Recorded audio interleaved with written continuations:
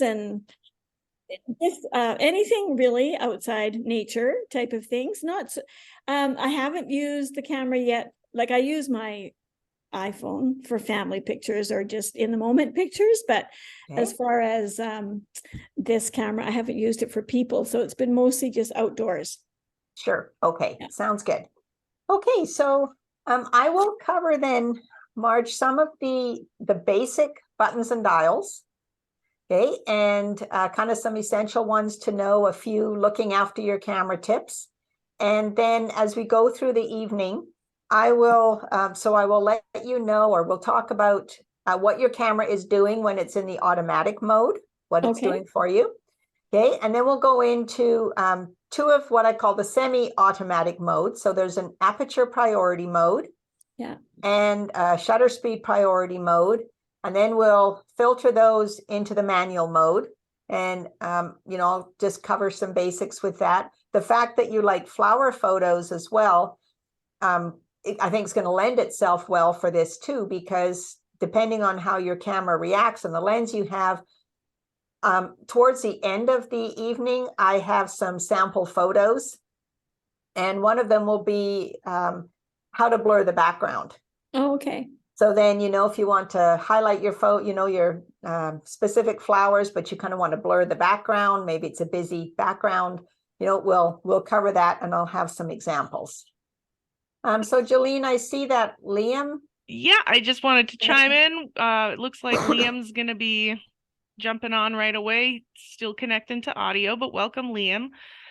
We did just get started. You haven't missed a whole lot. I just did my rambling introduction, just covering some housekeeping, but welcome and thank you for joining us.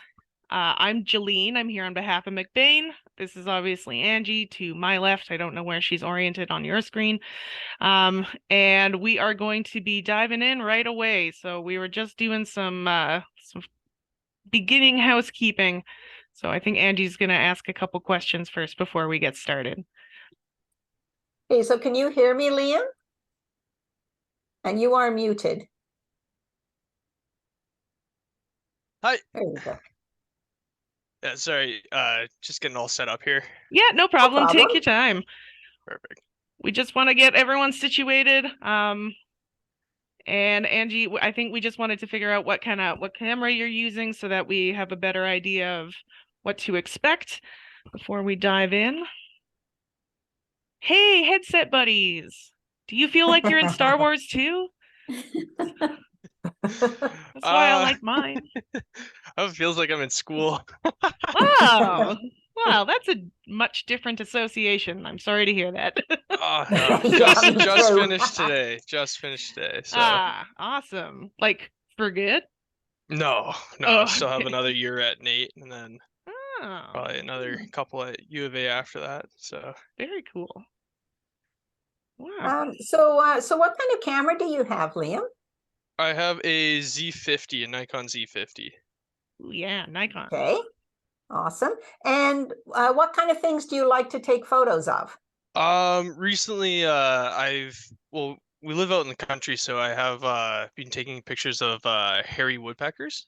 Ooh. Right now? Yeah. Cool. Okay. Either hairy or downies. I'm still trying to figure that one out.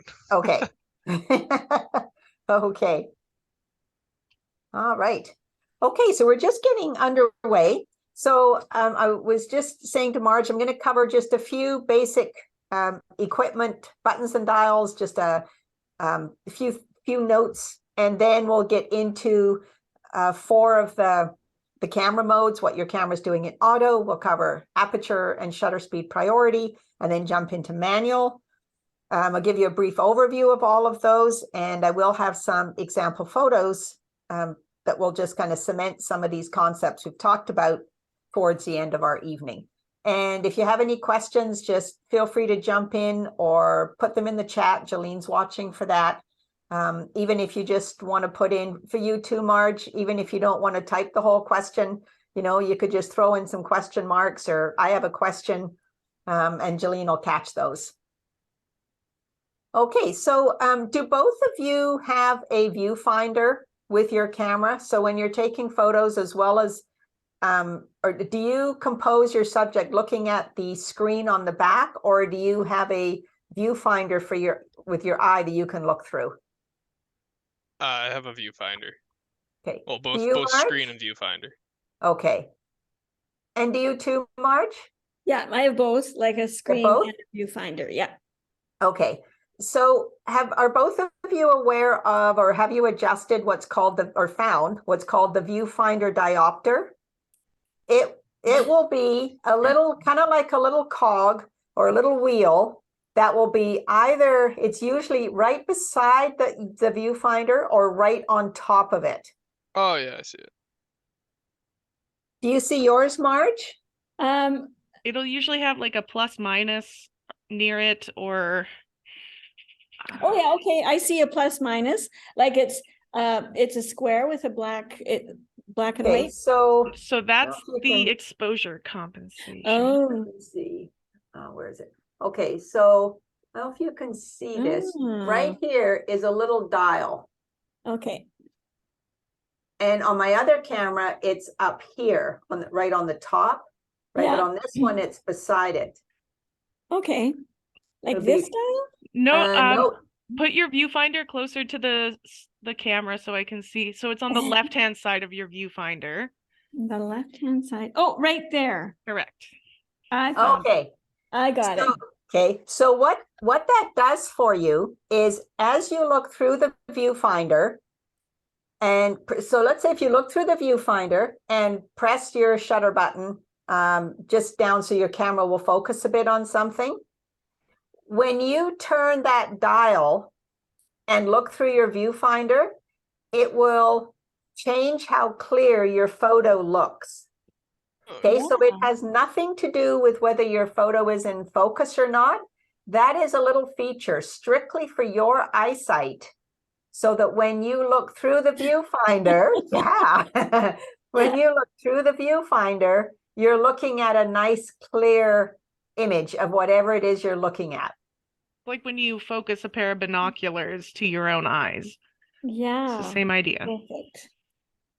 Okay, that's great. Okay, right. Thanks, Jolene. Okay. Okay, so do both of you have, because I'm going to jump now into your memory card. Do both of you have a memory card in your cameras where is it blank, or do you have photos on it? I have photos on it. I have Okay. photos on it as well. Okay. So my question then is, when you purchase a new card, or when that card was new and you first put it into your camera. So actually this would be another question for you too, Marge, kind of a two-point question, is when you started using this camera, Marge, from your point and shoot, were you using the same memory card that came out of your point and shoot, or did no? Okay. Awesome. No, I received a new memory card with this camera. Nice. Okay, so have either of you formatted your memory card in the camera yet? Yeah. No. Okay. So maybe I Mhm. have. Tell me what that is. Okay.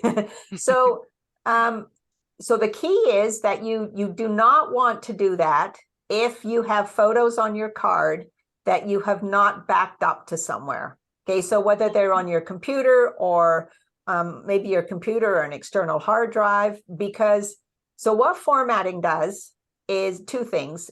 When you have a new memory card and you put the card in the camera you're using it with and you format it, it's not that the card won't work, but it's like the camera and the card speak to each other, and it just helps prepare the card for use in the camera that it's being used in. That's why it's not necessarily a good idea to swap memory cards between cameras. Sometimes you can run into issues with that. So formatting is different from deleting, because when you delete photos in your camera, it's like you leave little bits of picture file residue just kind of on the card. And over a long period of time, or a period of time, that kind of adds up, and it could cause some issues down the road, may or may not. But regularly formatting your card will help keep it healthy, is kind of how I explain that. Okay. So for you, Marge, I won't actually have you do that because we don't want to erase those photos on that card, obviously, because they will be gone when you format. Now, but we can see if you can find it, Okay. if you like. So if you go into your menu setting. Okay. Okay, and then and then look for the little wrench that has setup menu. Okay, yeah. And then using your little round toggle switch with the right arrow. Yeah. So right arrow so that you're in that list of setup menus. Okay, so I went to, it won't go to the wrench. Like it goes down and then it stops at the little gear wheel. And then the next one down is the wrench, but it doesn't, I can't make it go down there. So let me wonder why. What are you shooting in? Is it in I'll manual? have it in auto right now. Okay, so you'll have to pop it into one of the manual settings for you to Oh, be is able that to. right? Yeah. All right, there you go. Okay, learn something new again. Okay. And so that one with the wrench says firmware? No, you're looking for format. So to begin with, Marge, you're looking to get yourself to what's called the setup menu. To set up the basic camera functions. Yeah, okay. And then I just click on okay. Okay. I've got this. I don't know if you can read it. It probably will. Oh, there we go. Yeah, you'll want to go. Okay. I don't know if it's clear enough or if I'm holding it still. Yeah, so I see you're in the setup menu. Yeah, you want to Okay. go to card setup. Oh, card setup? Oh, okay. I'm there.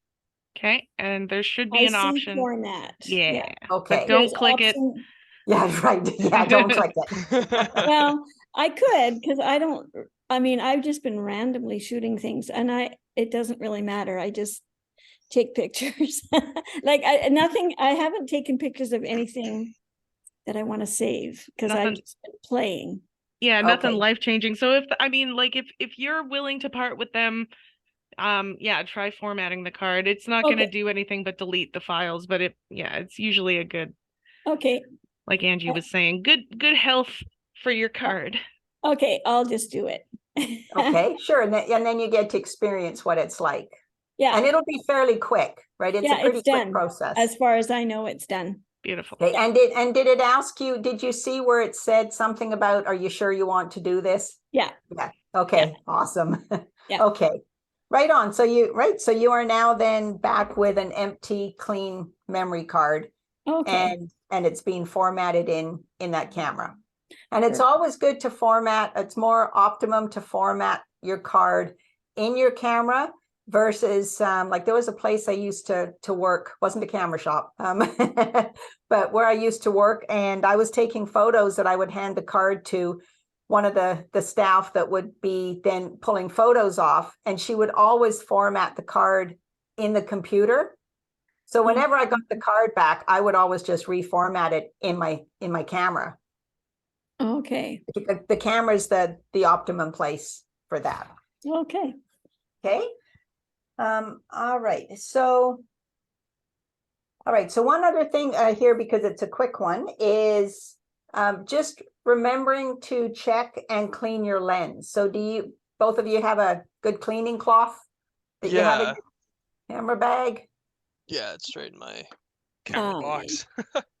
Okay. Now, I Haven't think taken out yet, but one of I my do favorite not. tools is the blower. I don't know if y'all Yeah. are familiar with those, but it's by far my favorite. Just one of these suckers. Oh, okay. Right, because especially if you have dust or something, right, Jolene? Because then you don't risk scratching your lens. Exactly. Blow off the particles first and then wipe the lens. Okay. Okay. And I don't have a lens cleaner. So like a cloth that I would use for cleaning my glasses, would that be the same thing? Okay. Yes. All right. I have one too. It's almost like a little pen, and it has a very, very soft brush on the end. It is a lens cleaning brush. And I was taking photos of my son one time. He was in this arena riding his horse and he's kicking up dirt and everything, and I ended up with some dirt on the front of my lens, kind of in the threads. And so, yeah, using the blower and that little brush just to gently get it out of the threads. Okay. And then, so then do both of you have just your lens glass, or do you also have a filter? I With your have a filter on my lenses.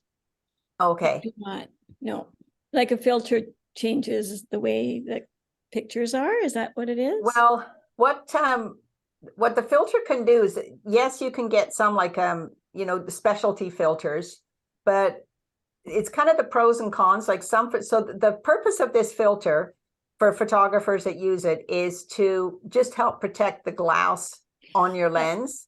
Oh, okay. So Okay. actually, yeah, my It's husband, just a screw on. yeah. So then I have one. Okay. Yeah.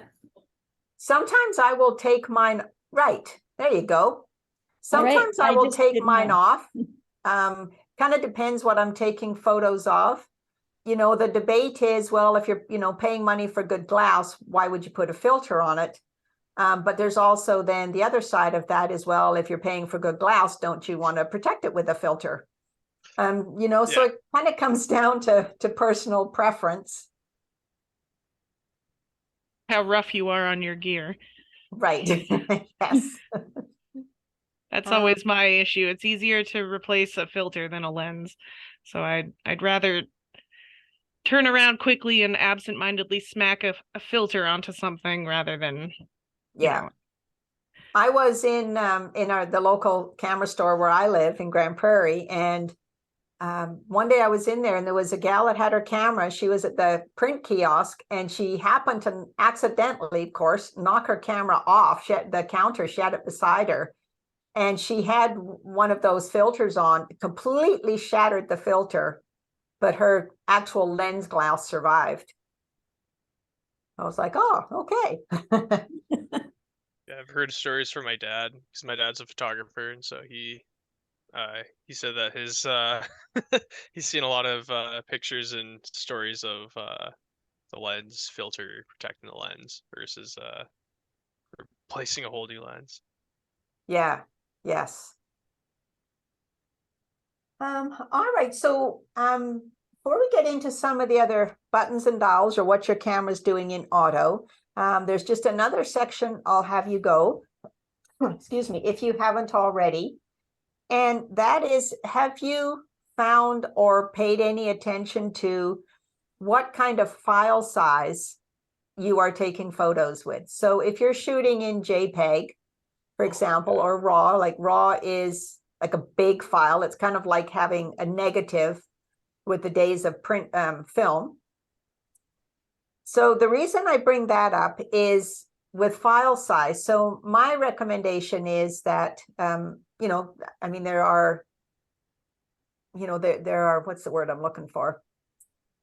Situations, I guess, where maybe you won't want to shoot in the largest size. But let's say with JPEG, and you're using the largest file size. Because that, you know, when I first started, I shot in JPEG for a number of years because I wasn't ready to embrace the raw file and all that. That just seemed overwhelming.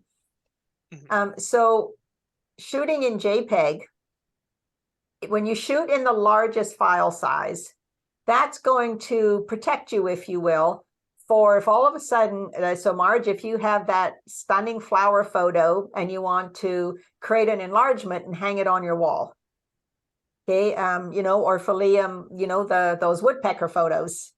And if your file size is too small, then you're going to have an issue because you won't have enough picture file data or information to create an enlargement. Okay, but if you shoot at the highest setting, you can always go smaller, right? You can easily get a, you know, 8x10, 4x6, you know, 5x7, 16x20, you know, but if you're shooting in a small file size, yes, you will be able to get more photos on your memory card, but you won't end up with enough, perhaps would not end up with enough picture file information if you wanted to create an enlargement Perhaps at some point you want just a really good quality photo, high resolution quality photo for something. Yeah. So, Marge, have you checked out your file size, and have you, Liam? Yeah, so I've been shooting in RAW plus JPEG. Okay. Okay. And how So about you, Marge? I know that you can do that, but I don't know what I've done. Like Okay. I've heard about it and I've watched YouTube videos and I know you can do it, but I know nothing more than that. The other thing you got, so do you have 2 memory card slots on your camera, Marge? I don't know. I will So find out. Okay, so where you open the little trap door to put your memory card in, Yeah, is there just room for 1 card? hang on. Just a sec. I believe Sure. the EM5 is just one. Is it? So I'm Okay. trying to open it. I don't, just hang on for a minute. Sure. I'll answer your question in a moment. Carry Okay. So Liam, I take it then you have 2 card slots, am I right? I only have one actually. Oh, only have 1? I just checked. I only have one. And 50 I is have one. one also, which you mentioned, Jillian. That's true. I do have one. Okay. So let's go find your file size then, Marge. Okay. Okay. So if you go to your menu Okay. and just seeing here.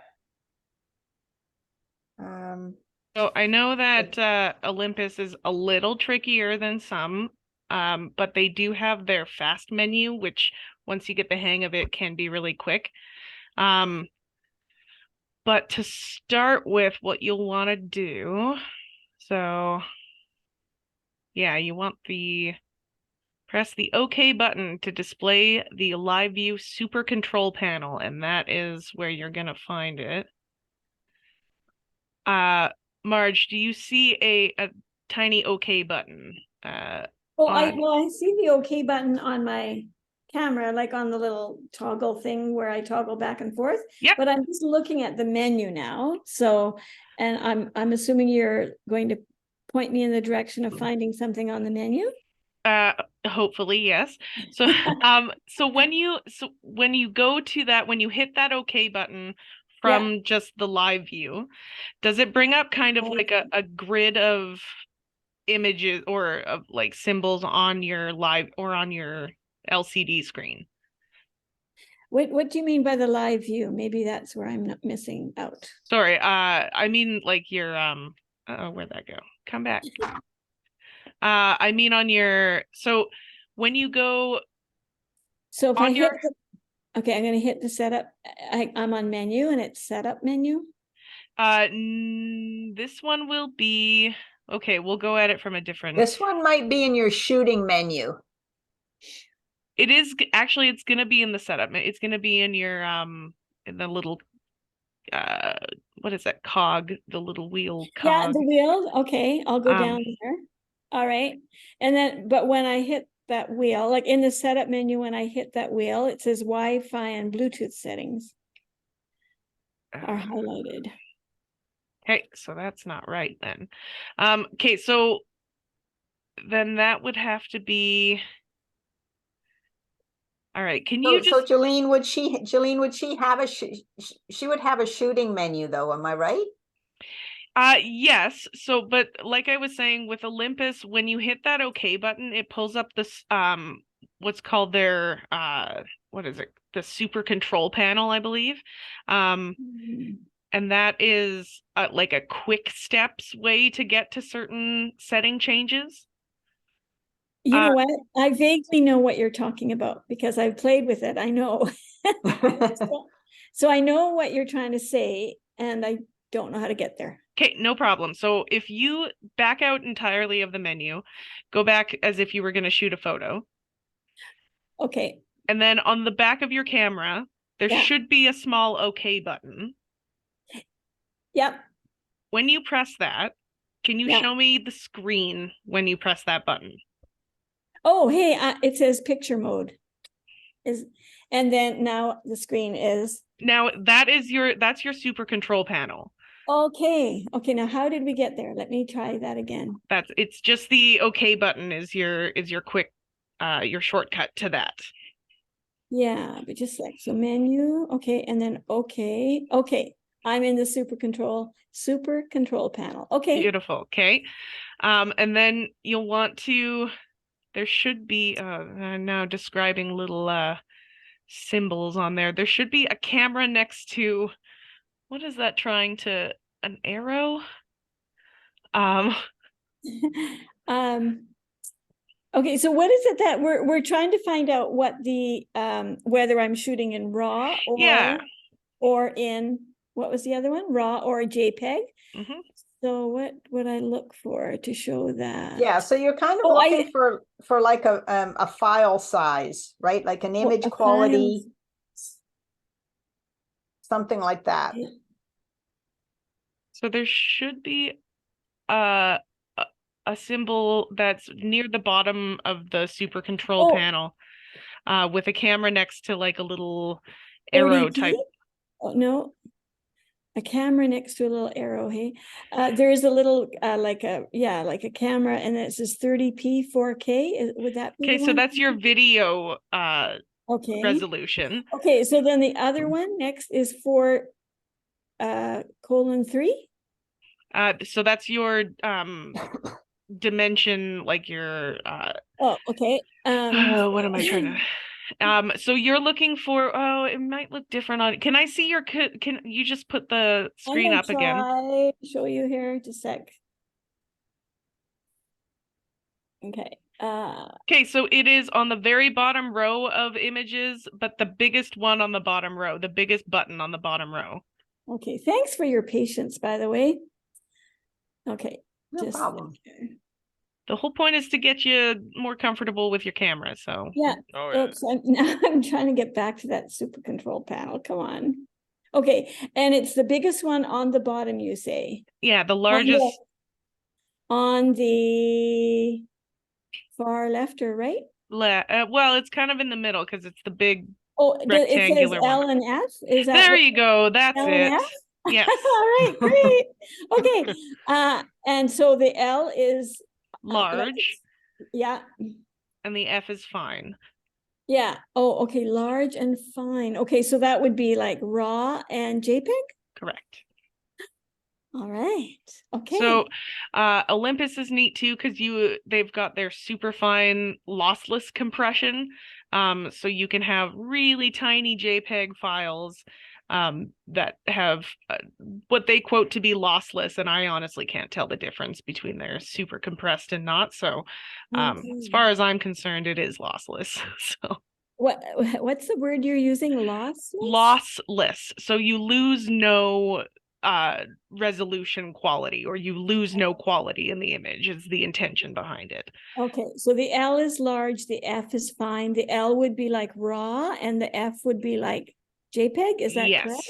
Yes, on that is how Olympus breaks it up. Yes. Okay, thank you, that's very helpful. Okay. All right. Okay, so getting into your camera's settings. Okay, so you have the auto setting.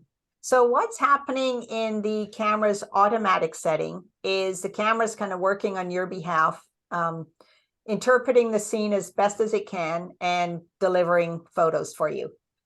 But there's what's going on in the background is you have what's called, so there's what comes into play is the aperture, or also known as the f-stop. There is the shutter speed, and there's also ISO and white balance that can all affect your photos. So working backwards, white balance is, so have you ever had a situation where maybe you've taken some photos outside, the color and everything looks fine, but you come back into the house, or you're in a building somewhere, the light's going to be different, and you've taken photos and now they don't look a very good color. Like school gymnasiums are notorious, I find, like they just go yellow. Okay, so you're nodding makes there, sense. Marge, and you have as well, Liam? Yeah, yeah. Sunsets. Yeah, I was taking pictures of the sunset, and I found that the colors weren't all there. Okay, so the cameras read, so white balance is the camera reacting to temperature. So light has a temperature, and depending on how the camera is interpreting that light is how it may affect your photos. So we'll find that setting if you haven't already before the night's over. And then ISO, the one way I explain ISO is thinking of it like having a flashlight for your camera. So that is, you know, if you're shooting in a low light situation, or maybe you're indoors, you need a faster shutter speed, then you can increase. So shutter speed, or sorry, ISO is in numbers, depending on your camera. It may be numbers such as 100, 200, 400, it'll keep doubling. You may have some incremental numbers in between, but every time you go with a higher ISO number, you will end up with a brighter photo, or you can utilize the faster shutter speed. So we'll get into that. Shutter speed, I'll do aperture first. Aperture relates to the amount of light that's coming in through your lens and hitting your camera sensor. And within your lens, you have a series of overlapping blades, and those blades will open or close to allow in more light or less light, depending on how you change the aperture setting in your camera. And aperture can also affect what's called depth of field. And depth of field is how much of your photo is in focus from the front to the back. I'm just giving Marge a second there. I'm sorry, I'm listening. Okay. Yeah. That's okay. Did you catch all of that, Marge? Were you able to hear that? Yeah, so I got aperture. Yeah, I think so. Okay. Yeah. Yeah. Okay, so aperture is, so let me here, actually, I have an example here. So if you can see this. Okay, so if you think of that as just kind of your lens. Okay, and as you change the aperture, you can increase the opening or decrease it. Okay. Okay, and so now, so you have the aperture, which is about the amount of light coming in through your lens. And shutter speed is how long are you letting that light in for? So also, in other words, how long is it taking your camera to take the photo? So let's say for Liam, with those woodpeckers, if Liam wants to get a woodpecker in flight, right, then he will need a faster shutter speed than you will, Marge, if you're taking photos of your flowers and there's no wind. Mm-hmm. Okay, so the shutter speed can be used for action photography, and then it can also be used creatively. So like those, have you seen photos of waterfalls, for example, where the water's kind of soft and blurry? Yeah, On yeah. the feathers? Yeah, so that will be the effect of a slower shutter speed. So for example, let's say that might be perhaps 1/30th of a second. Versus Liam, if you're capturing that woodpecker in flight, you might want to be at, say, 1/1500th or maybe even 1/2000th of a second, which is going to be, you know, a lot faster. And with aperture, controlling the depth of field, and this is where it, in the beginning, like years ago, it took me a long time to wrap my head around this until I heard an explanation that I will share with you. But in the beginning, I was told, okay, the smaller the number, smaller your aperture number. So for example, an aperture number might be f4, f5.6, a 6.3, and we'll find those on your lens as well. We'll have a look. But the smaller the number, the greater the amount of light that's coming in through your lens. And that always seemed backwards to me. I always thought that, you know, the higher the number, it would make sense that the more light. but aperture and the f-stop can affect the depth of field. So how much of your photo is in focus from front to back? So if you think of postcard, for example, those are usually always with a really strong depth of field. Everything is in focus. And say a flower you might take, Marge, where you have the flower in the front, of your garden, but you have blurred the background on purpose. That will be a shallow depth of field. So with aperture, the smaller the number, the less the amount of focus you have in your photo, or intentional focus you have in your photo. The higher the number, the greater the amount of depth of field or details in focus from front to back with your photo. One way I like to think of it is the aperture getting smaller is like the iris of your eye focusing the light.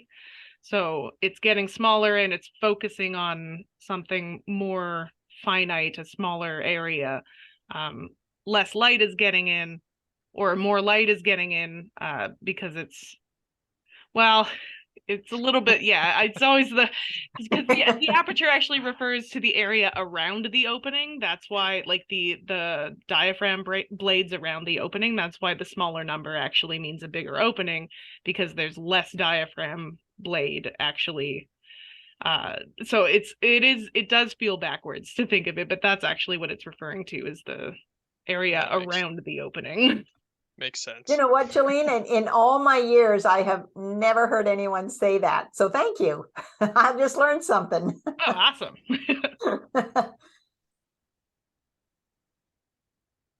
All right. So when your camera's in the automatic mode, it is determining for you the aperture, the shutter speed, the ISO if you're in auto ISO, and the white balance if you're in automatic white balance. So let's become familiar with those numbers if you're not already. So I guess, Marge, because you have no photos, if you like, you could just take a moment and just take a photo of anything that's near to you or in your house, or, doesn't have to be perfect. Just grab a photo of something. Oh, sorry, Liam. And so the purpose behind this is to then we'll go and have you identify. Sorry, Liam, because now Oh no, it's all good. Talking to you. It's just to take a photo, and then we'll go and look for what your camera is telling you the aperture is, the shutter speed. We'll start with that. Okay, I was just charging my battery again, so I will. Oh, right. Is it charged enough for you, do you think, Marge? Well, it charged enough for me to do the initial thing, and then it was red again. So that's what I just stepped up to do, but I'll just grab it and give it a try and see. Okay. Yeah. Okay, we'll see if you can manage to just fire off one quick photo anyway.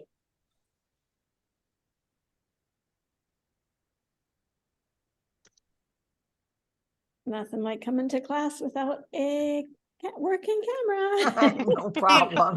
We talked at the beginning of the night about all of the unprepared moments we've all had, so don't worry about it. Oh yeah.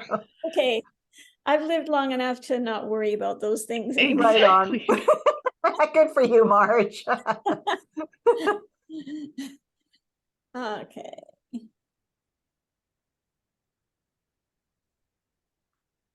Yeah, and when you take a photo, if you just, also, if you don't already do this, if you press the shutter button down, your shutter release button down halfway, that gives the camera a second or two to figure out the focus for you. And then you just gently press the shutter button the rest of the way.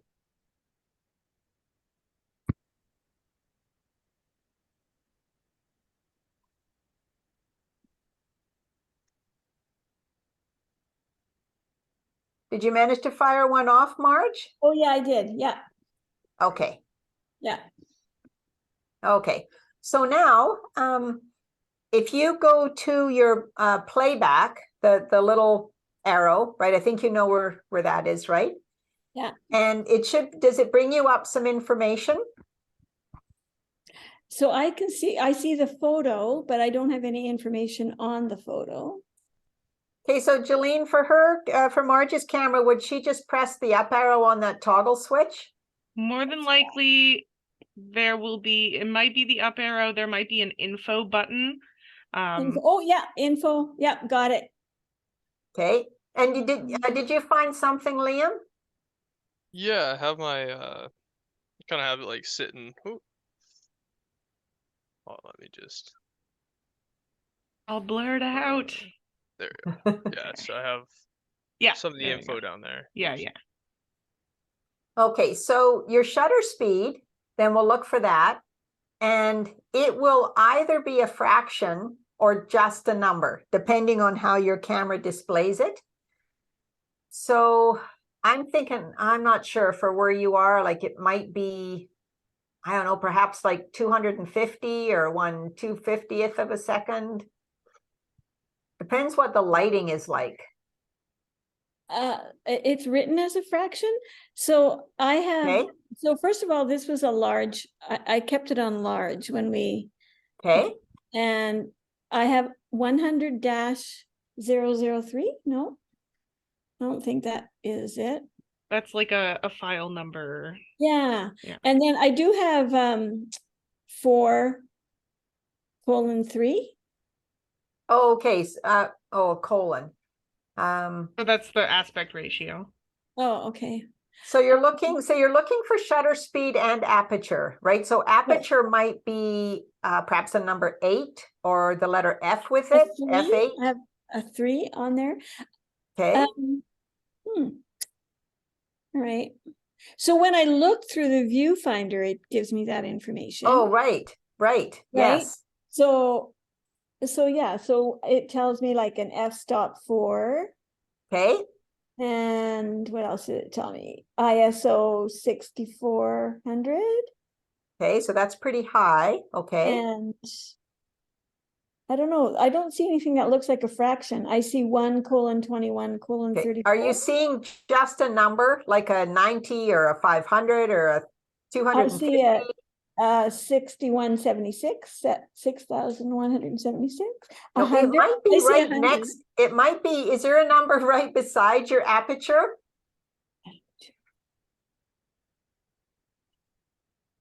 So wherever you found the aperture, is there a number right beside it to the left or right of it? Yeah. So is the f4 the aperture? Yes. Okay. It says 100 beside it. Oh, okay. So I'm thinking that would probably be your shutter speed then at 1/100th of a second. Okay. Just says Okay. 100. Yeah. Okay. And if your ISO was not as high as it is, that 100 might be 500. No, it wouldn't. It would be less. Sorry, it would be less. The other direction. Right. It would be a smaller number. Okay, and did you find yours, Liam? Yeah, it's on the bottom. I have my ISO auto, and then I'm shooting at 1/100, I think. Okay. Yeah. Okay.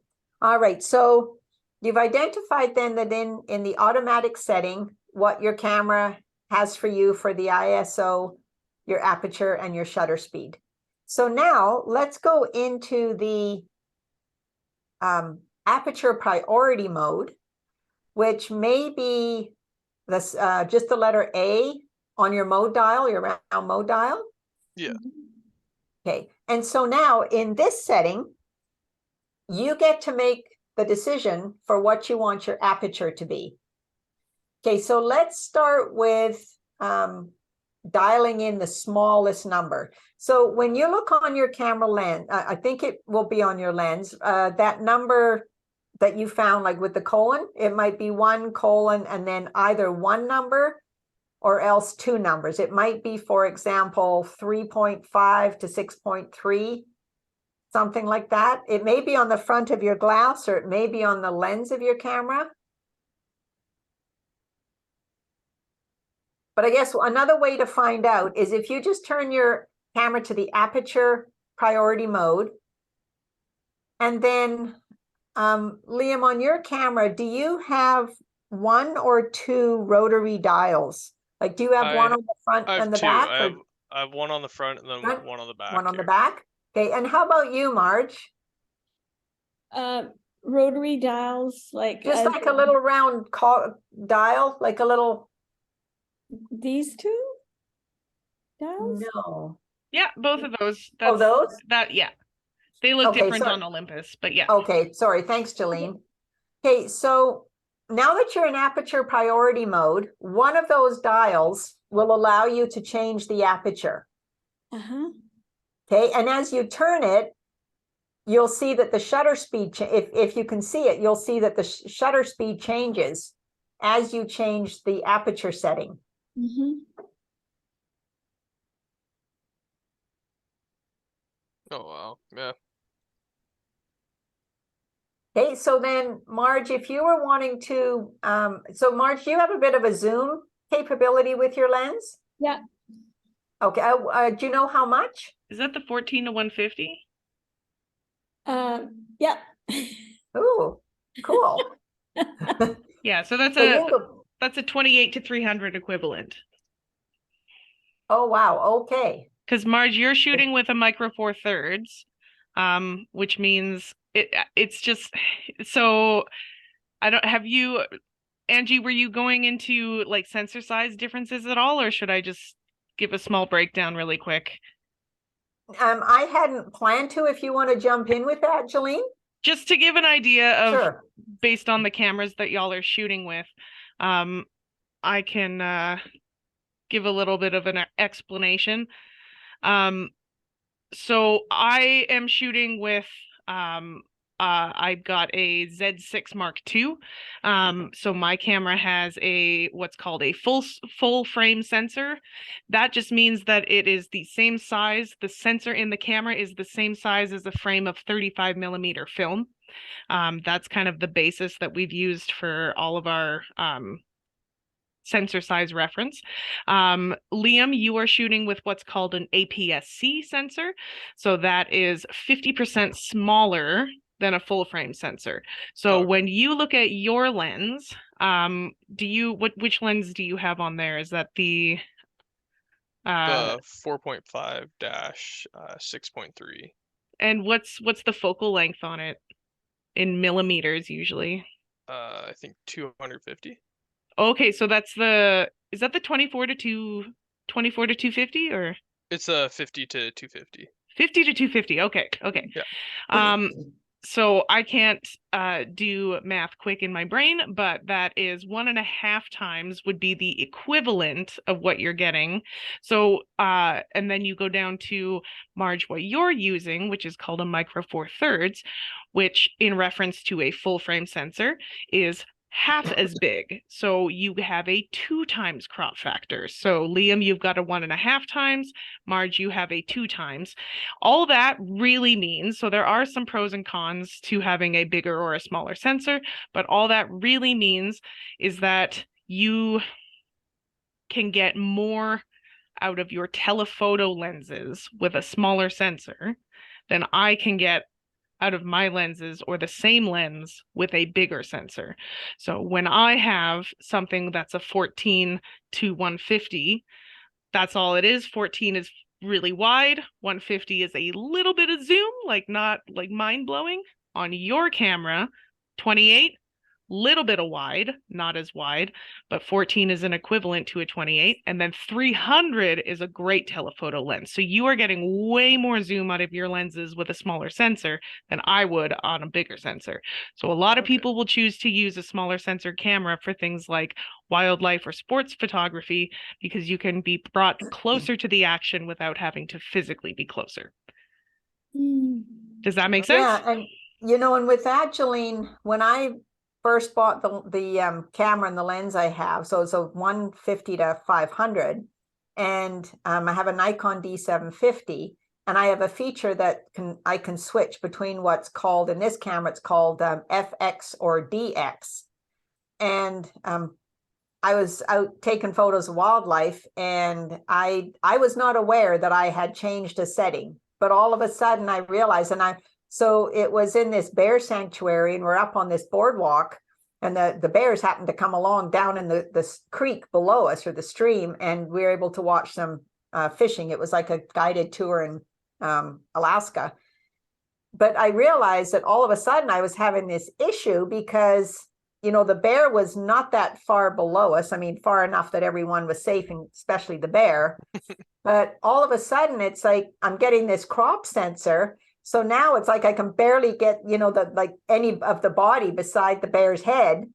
And it's like, I don't want it. It's like it's cropped, and I don't want that. It took me a little bit to figure out what had happened, because I was, like I say, I was not aware of changing my camera setting. And then it's like, oh, that's what that is. I had to dig out the manual and have a look. Yeah, some cameras will let you toggle between them because, like I said, there are, you know, pros and cons to one over the other in certain situations. So, yeah, I mean, it depends what you're shooting, which one I would suggest. But we do have Burke is one of our sales staff at our Southgate store, and he shoots with Micro Four Thirds exclusively for wildlife because the telephoto lenses are like how small they are and how close you can get to the subject is, you know, unbeatable. So anyway, just that little aside about sensor size. I can answer more questions later if you do have them. Okay, thanks, Jolene. So while we are kind of on the subject of kind of crop sensor or cropping, so because you both have zoom lenses, so here's an experiment for you, just to be aware of what happens when you use your zoom lens. So not only are you reducing, you know, your image kind of this way, you know, and this way, obviously, as you bring the image closer to you, but when you're in aperture priority or shutter speed priority, you may not notice an effect of your exposure, right? Or how the light is, how your photo is looking to you for light. It's not too bright, it's not too dark. But this can change actually when you're in the manual mode. And I didn't realize this when I first purchased a lens I had, and I kind of fell across this by mistake. Well, sort of, I kind of fumbled through it. So I'll have you do an experiment here so that you can see what happens, because the numbers on your lens, so when you have that colon number, so say for example, Liam, what was your lens again? It was one. It was 50 to 250. And sorry, was it a 3.5 to 6.3? No, it was a 4.5 to 6.3. Okay, 4.5 to 6.3.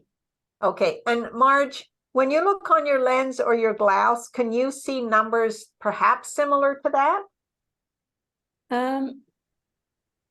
Or on the side of your camera lens? On the side, like if it's, or it looks like it might be on the glass. Is it on the glass at the front? It's on the front of the barrel. Yeah, so 1.4 to 5.6, does that make sense? Or sorry, what was the number before 5.6? 4? Yeah, 4 to 5.6. Or it's okay. 1:4? Right, 4 to 5.6. Okay. Okay.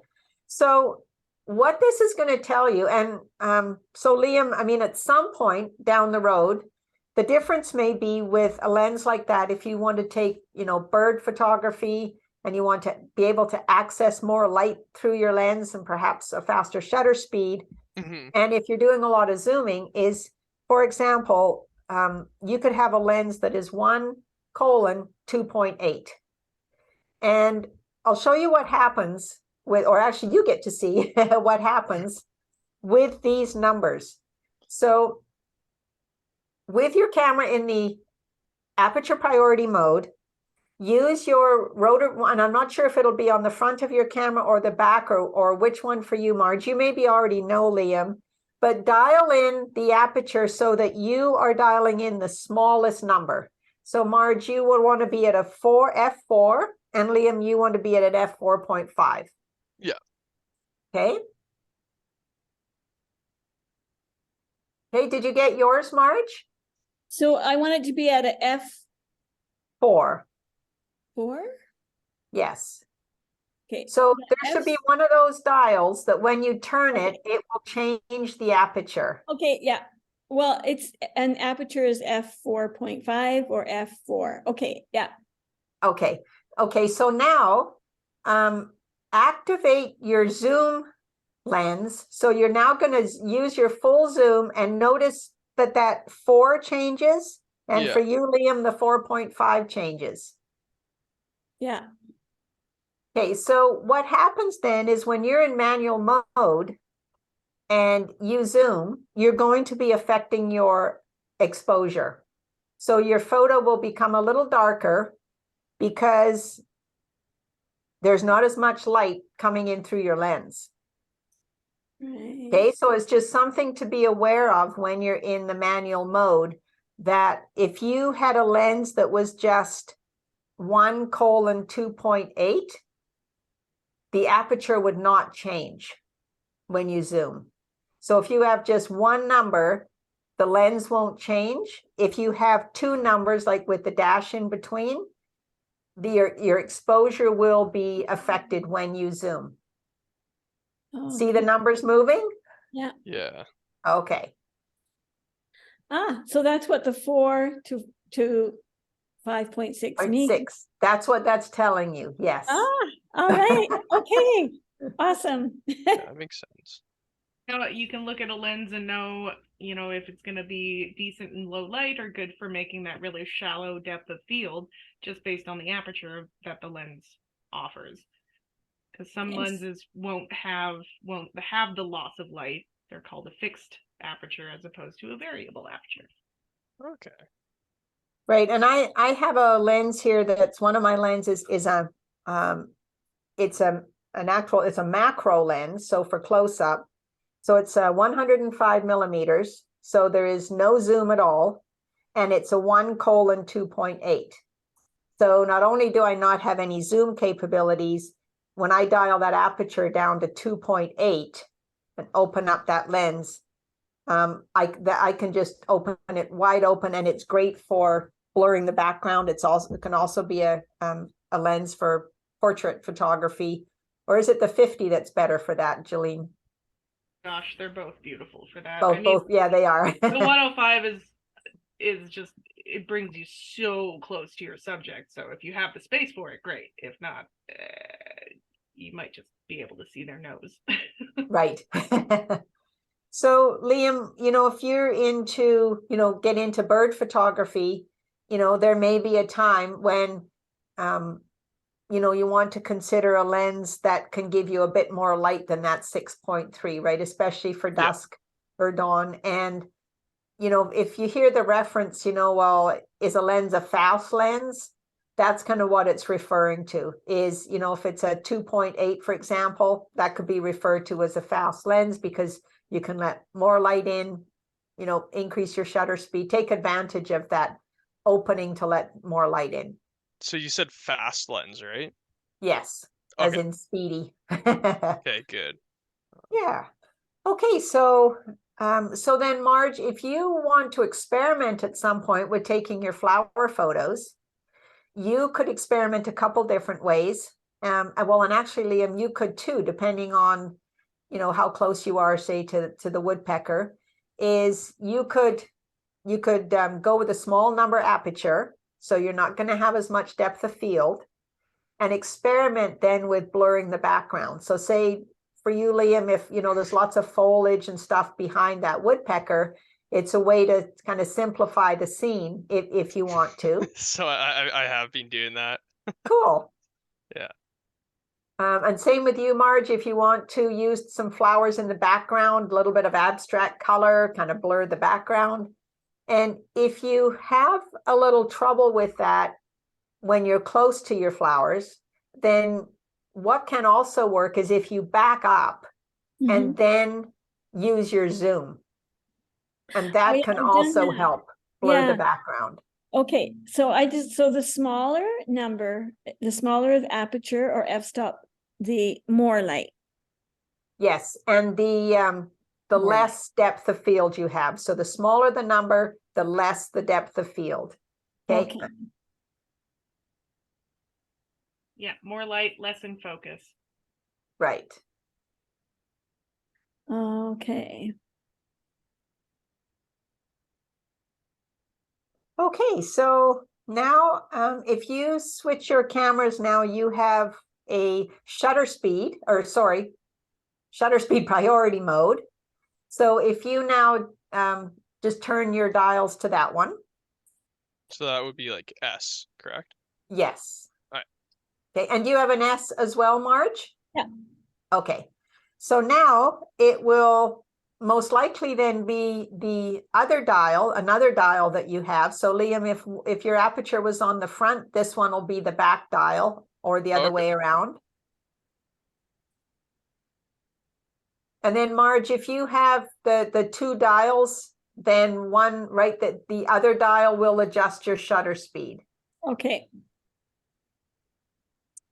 I just had to pop my battery back into the Oh, truck. okay. I'll Gotta go get grab yourself it. a spare battery, Marge. Yes, I bet Jolene knows where you can get one. I know a place. Yes. No, the next on my list here. My birthday's coming up, so there we All go. right. Oh, There you nice. go.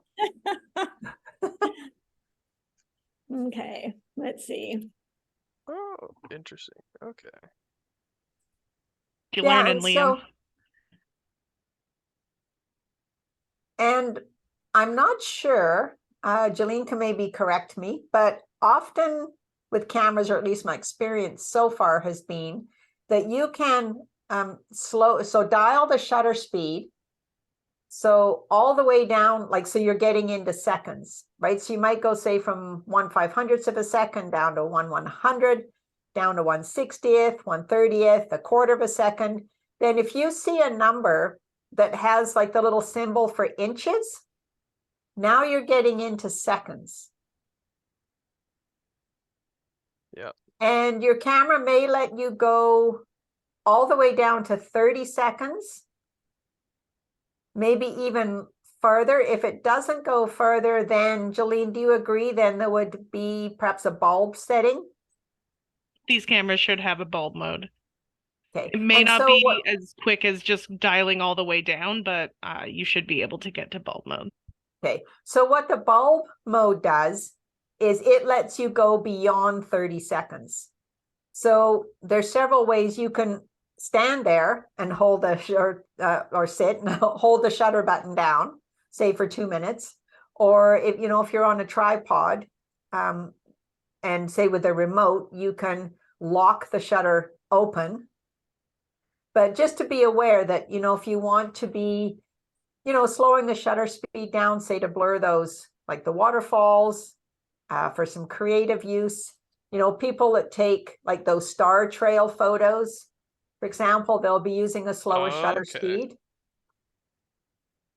Okay, so the numbers, like it goes from 5 down. Is that correct? Am I looking at the right numbers here?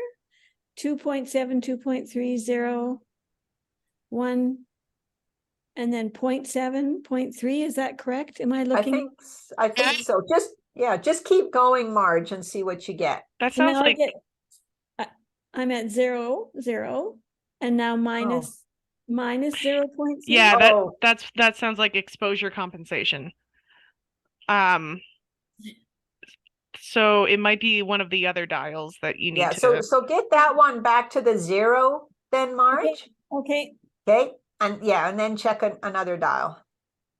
Okay, 640, 800, 1,000. That sounds more. That might be ISO actually. Yeah. No, So maybe go the other way with that one, Marge, and see what you get.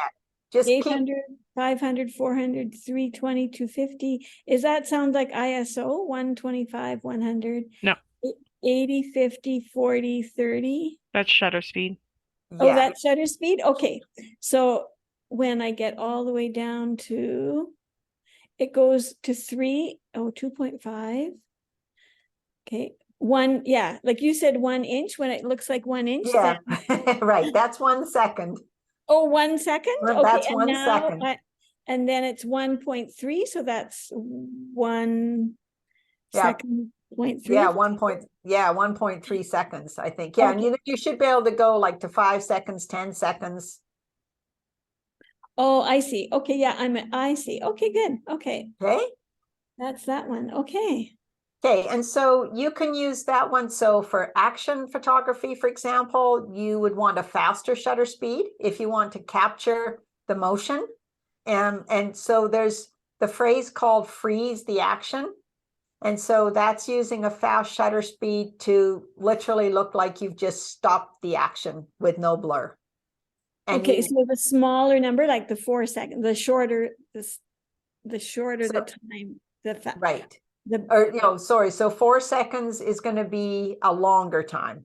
right, okay. Right. And then if I get, yeah, but for action, I want the Right. smaller number, right? The You want to small- go up to like 1,000, for example, right? Or 2,000. Okay, because that's actually a fraction. So Oh, if you go from 4 with a little inch sign, so the 4 seconds, yeah. okay, and then dial the opposite way, you're going to get yourself back up to like that 1,000. So Oh, that's actually 1,000th of a second. So that's, okay, so that is faster, right? 4 seconds is slower. Your fraction, your 1/1000. So think 1/1000th of a second. Think Olympic runners going to the finish right. line. Somebody Well, beat them by 1/1000th of a second. it goes up to 60. Didn't you have it at 1,000 before? I'm It was up working at on, like 800 and 1,000 before. yeah, you're right. So why is it not? That's right. I did say that. Oh, okay. I got it. Yeah. Good, good for you. Way to go, Marge. That's awesome. All right. It's amazing when you turn it the other way. What happens? When all else fails, turn it the other way. No, your other left. Oh, you understand me too well. Good. All Okay. right. Okay, so you have the aperture that can go to work for you, and now you have the shutter speed that can go to work for you. Okay, and so now if you want to take a quick look, you can see now when you change the shutter speed dial, you may reach a point where the aperture is going to stop. It cannot go any lower to give you like no smaller number to give you a correct exposure, right? Just because that's too extreme. But as you change that shutter speed dial, your setting, you will also be able to see that your aperture will change. Right. So if 1/1000 isn't too extreme for it, then like for you, Marge, or so if you just find an area there as you're changing your shutter speed, just find a speed where you can see your aperture automatically change, and you're kind of in the right zone there. The aperture is the f-stop, right? Correct.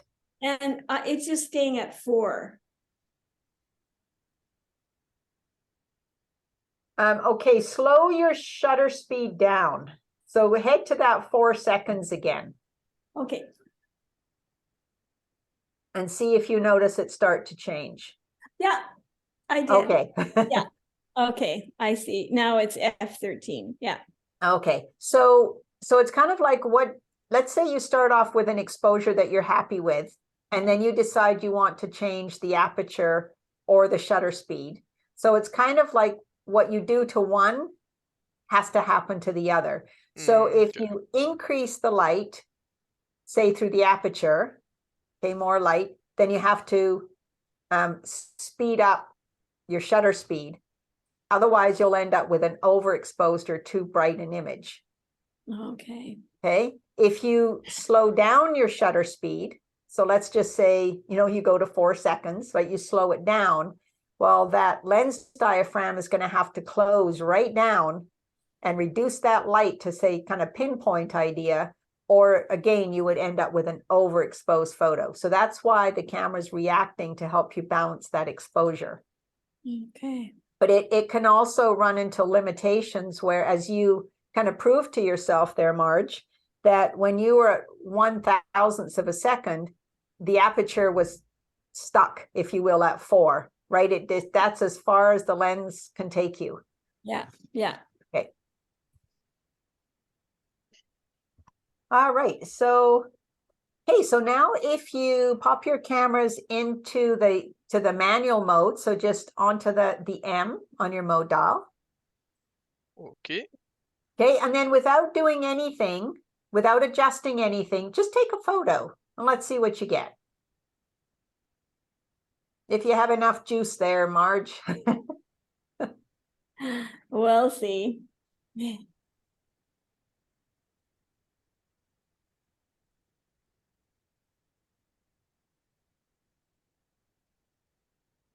And what did your exposure look like, Liam? It was a 3-second exposure, so it's a little bit blurry because I Oh, didn't right. hold it Okay. very still. Hand holding for 3 seconds. Way to go, Liam. And did it look a little too bright? Was it a little overexposed at that? Let me. Or not too bad if you're not in a, like a, you know, if you're in a, Yeah, Not a- yeah, it looked a little overexposed. okay. All right, Marge, do you have enough battery to get a photo off? I did get a photo, yeah. And what does yours look like? It looks pretty good to me. Okay. So, In okay. manual, right? Yeah, it was in manual. yes, okay. Yeah. So what's interesting with the two of you is that this actually rarely happens when I have people do this exercise.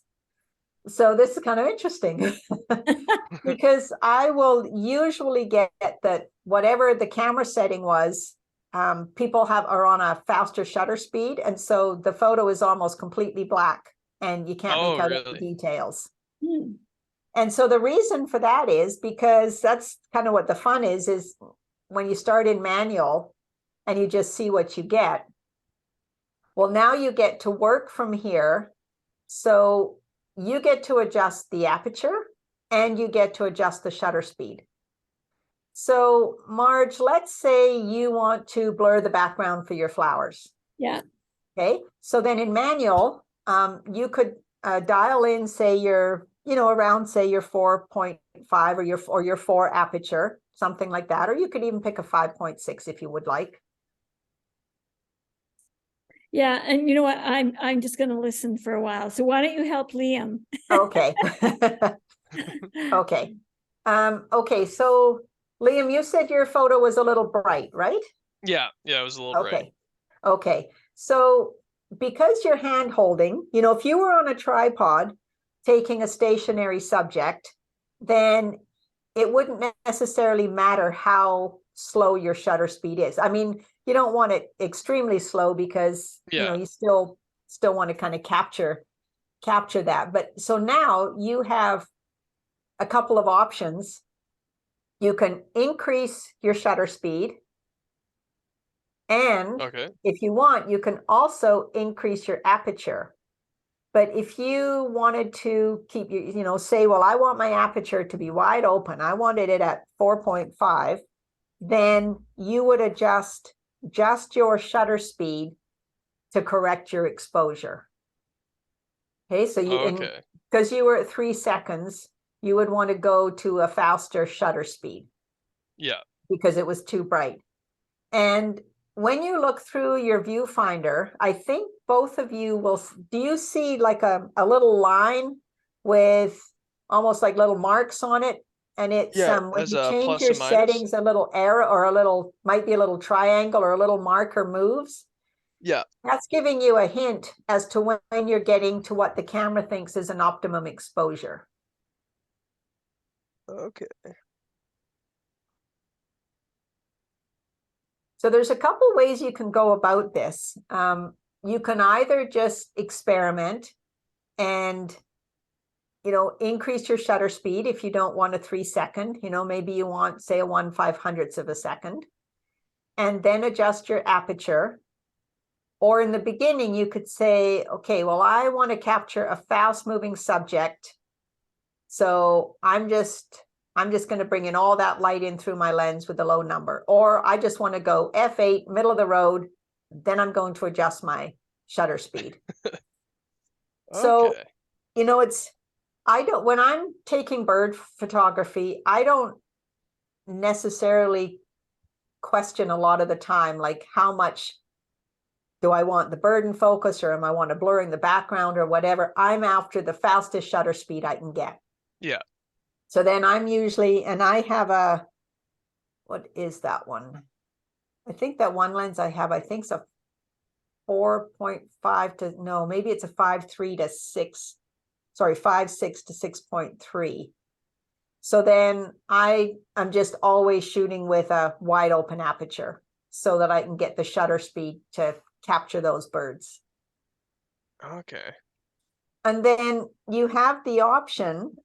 So another thing you can do is if you want to play with a manual setting, but you don't know where to begin for exposure, then just pop your camera into the automatic mode and aim it at your subject. I mean, it's a little tricky if maybe birds are coming back and forth, but for your garden or trees or something that's not moving too quickly, or even just using the auto setting for a few test shots for birds, then aim your camera in auto at your subject and see what your camera is telling you for the aperture and shutter speed. And then dial into your manual setting and then dial in those same numbers. So if your camera is saying, let's say f8 at 1/500th of a second, then put your camera in the manual mode and dial in f8 1/500th of a second. And then you could just, kind of fine tune from there. Now, let's say, this is not very technical, but let's say you think, well, I don't want to be at f8. I want to be at f4.5. So I use this term, I call it count the clicks. So let's say as you turn your rotary dial, you can feel that it's like, let's just say 3 clicks gets you down to 4.5. So if you've opened up the lens by 3 clicks and you've increased the light, then you speed up your shutter speed by 3 clicks. And it will keep the same exposure quite closely. It may be off slightly, but that's kind of a non-technical way if you want to just play with the settings in manual and you want to keep things even, is count the clicks.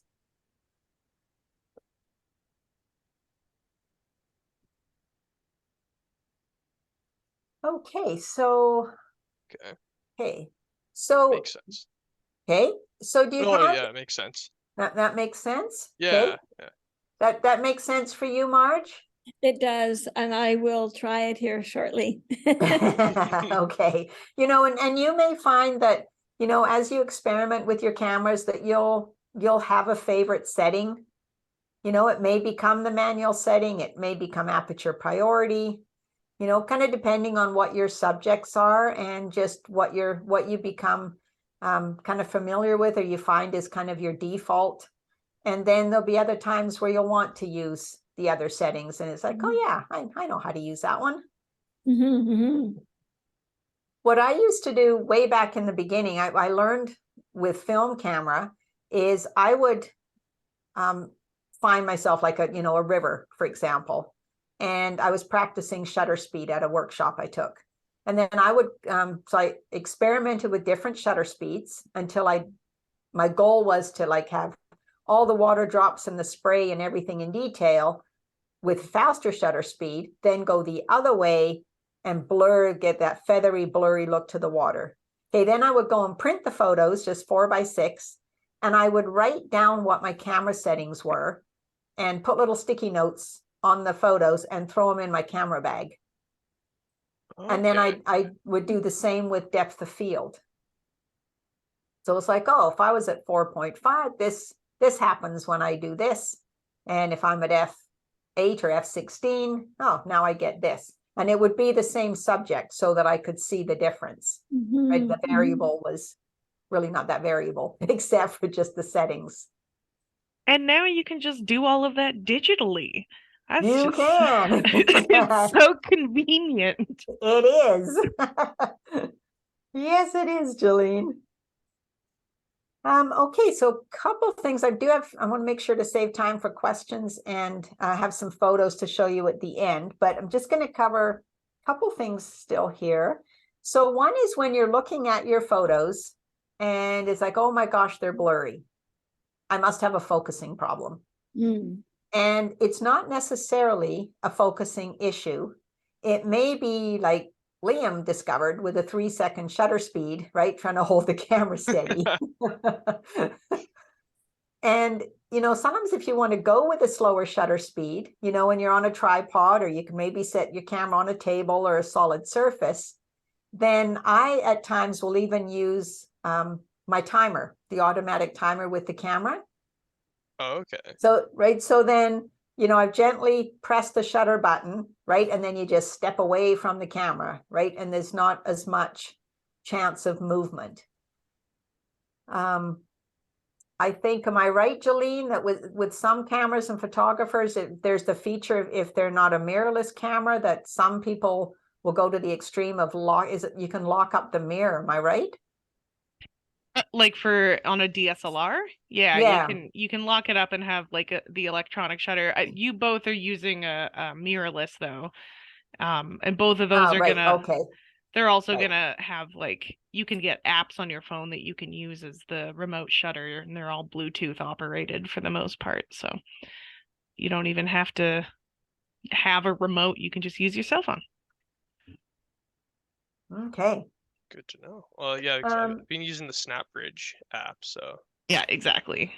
And okay. for the most part, they work really well as a remote shutter. I will say, if you're trying to view or transfer your images using the SnapBridge, or like any app, it takes forever. So just use it as a remote shutter. It's not great for transferring files. Good to know. So one of the ways that you can tell or start to look at your photos, if you wonder if it's a focusing issue or a camera shake, is if part of your image is not blurry, then it could just be a focusing issue. If it looks like everything in your picture is blurry, then it's probably more likely a camera shake. So camera shake just meaning if you're hand holding, the shutter speed isn't quite fast enough to be hand holding. So that's where you could change your aperture, bring in more light so you can increase your shutter speed. You could also, if you're so with the ISO, you have the choice of being an auto ISO or setting it manually. So usually my preference is to have it set manually because I like to keep it around 200 to 400. But then depending on the lighting situations, or if I need more light, then I will crank it up. I'll show you a photo here in a little while that is an example of digital noise, which is what can begin to happen if you're too high an ISO for your camera's comfort, and your photos will start to look a little grainy. They maybe, have some discoloration. So an experiment can always be to choose a subject, same thing, and go through the settings with your ISO, and then just see how your photos look as you start to get to a higher ISO.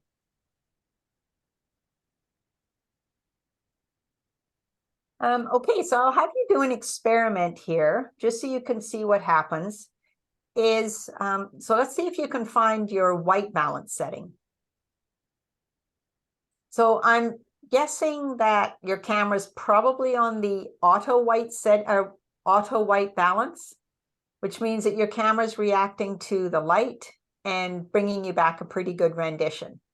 So I'm going to have you experiment so that you can see what happens with the white balance setting and just see how you can change what you get. So Liam, it looks like, did you find yours? Not yet. Not yet? Okay. How about you, Marge? Did you find yours yet? White balance setting? Yes. No, where would I find it? So Jolene, would be- Mark? Sorry, it would, yeah, Oh, it go would ahead. be on the super control panel again. So you hit that Ah. OK button. Okay, And then there should be, I believe it's on the side, a WB or yeah, auto. I Yeah, have WB auto. yeah. So yours is on auto white balance, and you can change it to any of the custom settings that Angie's talking about. Oh, Or not okay. So custom, but yeah. Yeah, so if you have tungsten can be kind of a fun one to experiment with. If you do have a tungsten setting, Okay, I'm gonna see here. Warm color, sunny, shadow, cloudy, incandescent, fluorescent. Oh, this is so cool. Underwater, white balance flash. okay, so you could pick if you would like, Marge, you could even pick say what incandescent did you have, or a fluorescent? Yeah. Sure, you could choose one of those if you like, and then just take a photo. Okay, just a sec here Okay. now. For some reason. Okay, I'll get there. Sure. Liam, I think Liam, on the Z50, I think if you hold the function 1 button that's right next to the lens on the front of the camera and spin one of the toggles. Do you have a function button in front of the, maybe the Z50 doesn't have that. Did you suggest? Oh yeah, I see the function button. Okay. Yeah. Sorry, did you suggest try incandescent? Sure. Is that one? Sure. Okay. And just take a photo? Yes. Oh my, it looks And, very. and actually what I see there too, Marge, which might be kind of fun, is I see that behind you, you have some lights on. So maybe just maybe take a photo there and see what happens. Okay. Liam, are you finding the white balance? Yeah, I found the white balance. Okay.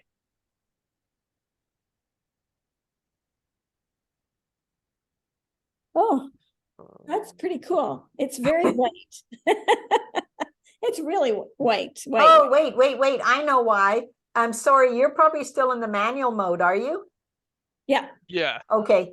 Just go back to, let me see. I think, Jolene, will their cameras still allow them to change a white balance in auto? They should, right? Yeah, white balance should still be. Yeah. I'm so sorry, Marge, just put your camera back in auto for now. Okay. Okay. And then just do that again. All right. Okay.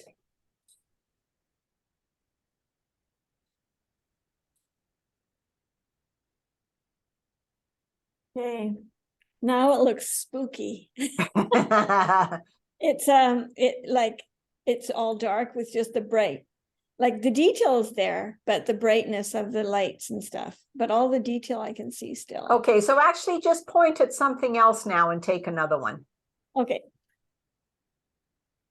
On this.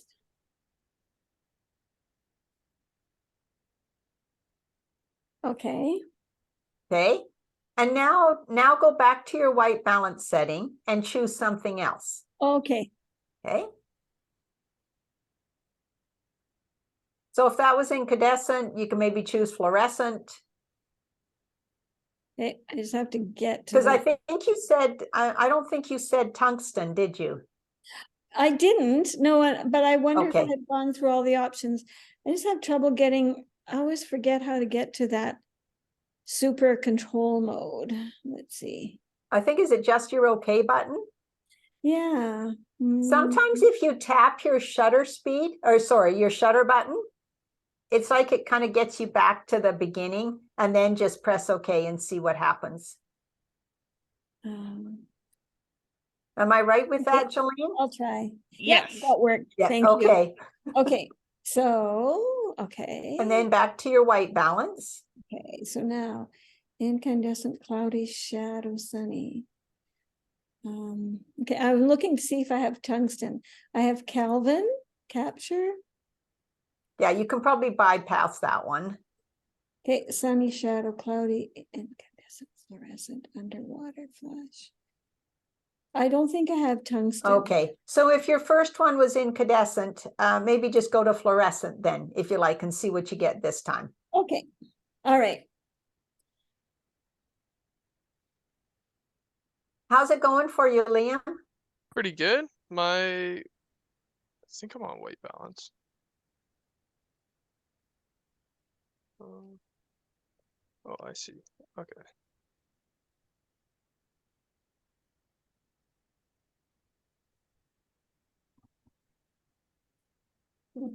Made it quite orange.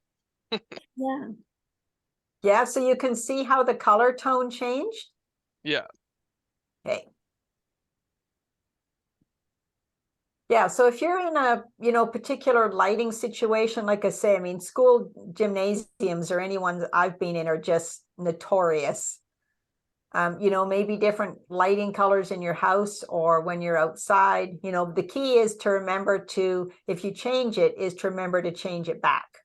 Yeah. Right. So, so once you're done experimenting here, then I'd suggest that you just change it back to your automatic setting, if that's where you were, which I'm thinking you were, right? Automatic. So you were in I was auto white balance then, right, Marge, before we started all of this? Right. So, oh yeah. Okay. Just a sec here. Most of the time in modern cameras, the auto white balance is pretty reliable. Like each camera will have its own tone that it naturally leans toward. Canon tends to be warm, Fuji tends to be cool. So you just kind of have to find settings that work for what you're shooting in. Yeah, and I think with my Nikon, I came across one day when I was just snooping around in the menu where I can set it for, I think, a slightly cooler tone or a slightly warmer tone in auto. I think there's like auto balance, like white balance 1 or white balance 2, something like that. But yeah, I agree with Jolene that most of the time, like I rarely find I have to change my white balance, especially if I'm photographing outside. Especially if you're shooting in RAW anyway, it Oh, doesn't right, make right, much of a yeah. difference. Okay. So I actually wasn't in auto. I was on aperture because it's A for auto. Okay. I've done that before. Yeah. So I just realized I will have some fun trying this again here. Okay. Yeah, because I thought, why is that big A there? And I thought, oh yeah, that's aperture, not auto. Okay. Right, yeah, so that still allowed you to see the color difference though, right, Marge? Okay. Yeah, It did, for sure it yes. did. Yeah. Yeah. Okay, So all thank you. right. All right, so okay, so up to this point, just kind of, I mean, you've had a lot of information thrown at you here. Do you have any questions about what we've covered? Seems pretty straightforward. White balance is just like on color balance, correct? Yes. Right. Yeah, Just and so there's a color temperature or a temperature, right, according to light. And so, yeah, you're kind of just balancing that light temperature. Would you agree, Jolene? Yeah, 5600 is daylight balance. So that's what you're used to seeing outside in sunlight. So when you see 5600 K, that's 5600 Kelvin, that is the light temperature of sunlight. Okay. Study Calvin. Perfect. Hey, one other thing that just popped into my mind here is if you're photographing something, and so say, Marge, you're out taking some flower photos and, you want a close up and it seems like your camera isn't working because the shutter button won't depress all the way down and or the camera doesn't focus, then Yeah. it could be just because you're a little bit too close. Okay, so just back up, a step or something, and then just see if the camera can focus then. Sometimes I find, and especially in a lower light situation, sometimes what will solve the problem too is if you switch, and depending on your camera and your lenses, switch from autofocus to manual focus. Okay, so Jolene, with their cameras, so because some switches, like my camera has that on the lens and on the camera body. So then I switch both. Yeah, you would have to, well, I mean, For the Nikon, it's going to be on the lens as well, probably for most lenses.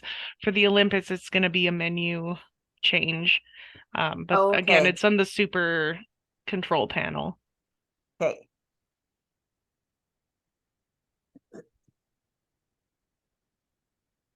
And one thing I suddenly thought of here is on your lenses as well, to help you with hand holding your camera. Now, different manufacturers call it different things, but it's, so there's things, for example, okay, image stabilization, optical stabilization, shake reduction. And so what that does is when you're hand holding, it helps the camera reduce the incidence of camera shake. And it suggested that when, I think it's highly recommended actually, and it would tell you in a lens manual or the information booklet that you get with your lens, if you have, or your camera, that then when your camera is stationary, so if it's on a tripod or say on a solid surface, that you turn the image stabilization off or the optical stabilization. I'm not sure the exact term your cameras would use, but it's that shake reduction idea, that you turn it off, because it's almost like the camera will go looking for it and create just some minuscule movement, or it may. How do you turn it off? Like, where would that be? Do you have it on your lens? On the lens? Lens. Yeah, so look for maybe like an OS, for example, with So on yours, it'll probably say OIS on it, but your to turn it off on Olympus, you also have in-body stabilization. Mhm. And most of the time, it's not like it's only really going to be an issue that you'll want to turn off if you're, like Angie was saying, like if you're on a tripod and you're trying to get like some really fine focus on macro shots. Otherwise, for the most part, the in-body or IBIS and the lens stabilizer, they work like perfectly together. Okay. and you may find too, like your camera manual, they just give you a bit of information about that too, or it will give, everything we've talked about tonight too. If I you were to, did not get a camera manual. I didn't get a camera manual. When my husband bought this, they said, the person he spoke to said, oh, you know what? Just go online. But so there's a manual online for this particular camera? Yes, yeah. there certainly is. Okay.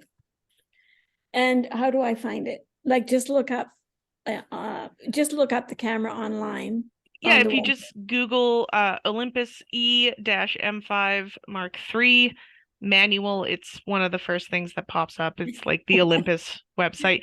But also, yeah,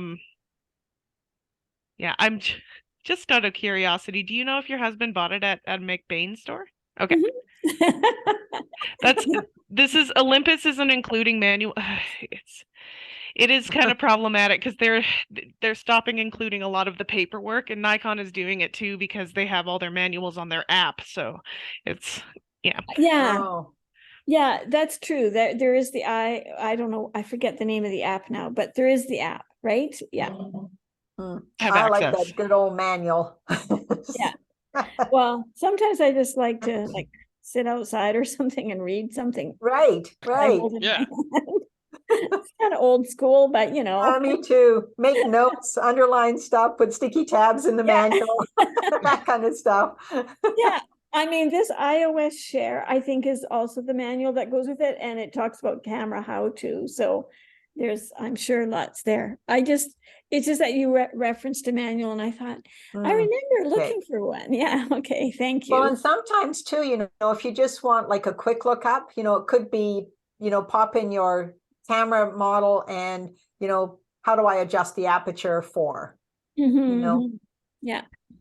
So like I'm gonna be perfectly candid with y'all. Most of the job behind the counter at McBain is just Googling things faster than people can finish asking a question.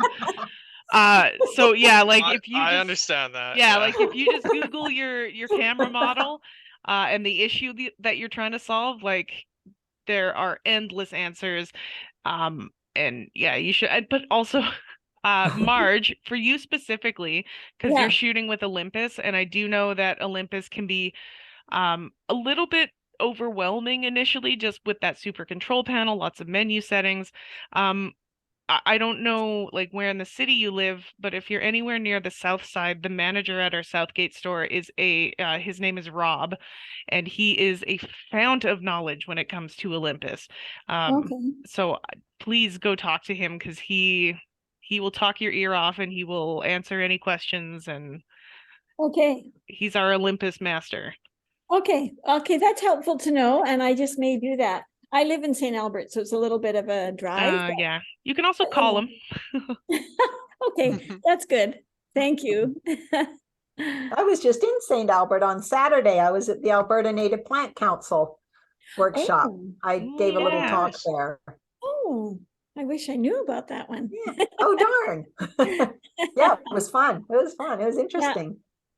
All righty. So if anyone has any questions, we'll attend to those. If not, Jolene, shall we jump into some sample photos? Yes, I think so. I will say also, I say this at all of our workshops and courses and everything.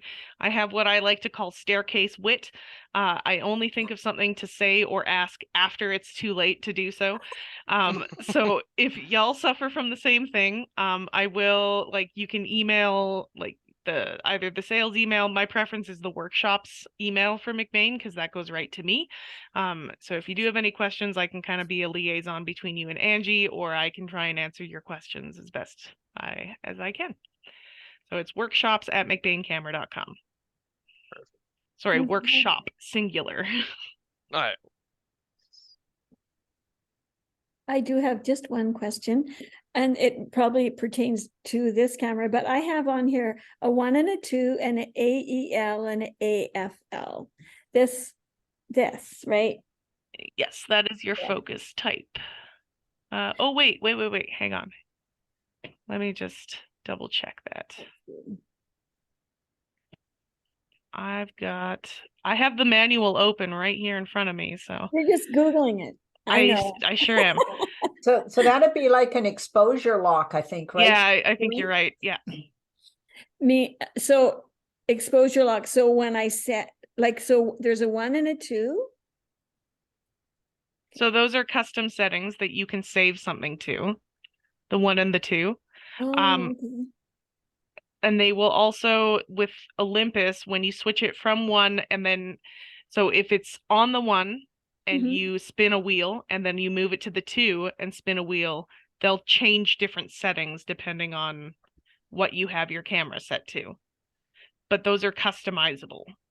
Okay. And if I don't use them at all, it's just gonna be in its sort of factory setting, so it's not gonna.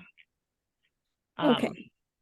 So Jolene, what about the idea, like if I have my camera saying auto and I'm pointing it like to my right, I've got the shutter button down halfway, it's choosing an exposure, and then I press that AE-L button.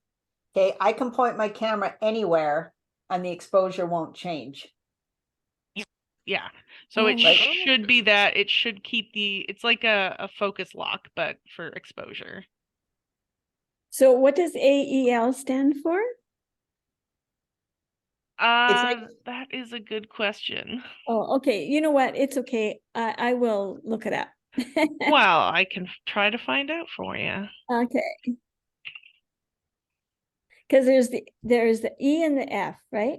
Oh, one is exposure. Okay, so you're right. I don't know what the A stands for, but so one is exposure lock. That's what you're saying now. I understand. And the other one is focus lock. Yeah, so it says autofocus and metering can be performed by pressing the button to which AEL or AFL has been assigned. So that's what it automatically is. Okay, so is then that button. when I put a setting, if I click on that, like I can put it on a 1 or 2 and then there's a button to press. So that locks it, the number 1, or locks the number 2 with those settings. Is That's that right. Yes. Okay. Oh, great. Okay. Now and it even has a key on it. Yeah. There you So- go. Locking. Yeah. Okay. Thank you. That's helpful. Okay, Jolene, so we see if I can figure out this screen share again. Heck yeah. Let's do it.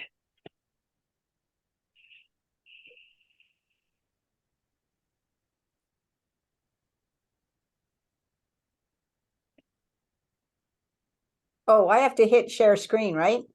Do. All right. So I don't see the window that I want. Right, because I want to, oh wait, it's here. And here we go.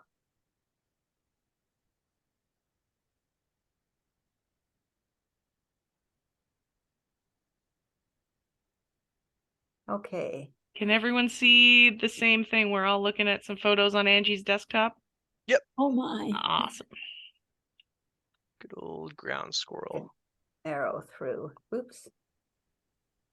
Just hit this over so I can, maybe I can just arrow. Oh, there we go. Okay, so this would be, well, a couple of examples. One is just adjusting my height, right? So that I am down at the level of my subject. And then also, as you can see, so I focused on the eye and then blurred the background. So I've got that lens where I often just shoot with it just wide open. Okay, so there's an example of shallow depth of field, right? Blur the background. Same with this one, right? So this was just a whole bunch of foliage and just kind of a busy, messy background. And just, again, wide open aperture, focusing on the spider web and just not having any of that busy stuff in the background. And kind of same here. Yeah, so this one is more about just kind of depth of field stuff. Same with this one. And then this would also include, you know, a fast shutter speed just to capture that bird in action. Even blurring the background. I mean, it's kind of distracting there with, you know, just some big equipment at the neighbor's yard. But the bird was just in the wrong place for my composition, but sometimes that just happens.